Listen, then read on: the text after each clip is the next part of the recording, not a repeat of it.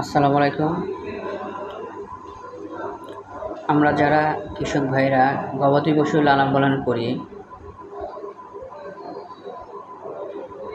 অনেক কিছুই আমরা চিন্তা করি না যে এটা করলে গরু সুস্থ থাকবে, ভালো থাকবে। এখন বিভিন্ন ধরনের ভাইরাসজনিত রোগ ছড়িয়ে পড়ছে, যেমন এলএজি রোগ।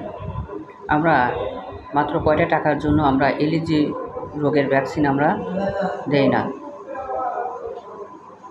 এলএজি রোগ একটি ভাইরাসজনিত রোগ। এই রোগটা আসলে খুবই খারাপ, শরীরে গোটা হয়ে যায়, শরীরে ক্ষত হয়। আমরা সবাই সব গরুকেই এলএজি ভ্যাকসিন করে দেব। আপনারা যেমন আমরা ভ্যাকসিন দিচ্ছি, আমাদের দারিদ্র্য বিমোচন প্রোগ্রামের লাম্ফিভ্যাক রোপিক মেডিসিনের ভ্যাকসিনটা দিচ্ছি, খুবই 2 বছর দিয়ে আসছি। খুবই ভালো মানের একটি ভ্যাকসিন, চামড়া নিচে 2 মিলি করে দিতে হয়। এটা আপনার 2300 টাকা ভায়াল নেবে, যত সম্ভব 2200-2300 নিতে পারে, এখন যার নিতে পারে, কিনতে পারে। তো যাই হোক, এই ভ্যাকসিনটা খুবই গুরুত্বপূর্ণ গরুর জন্য।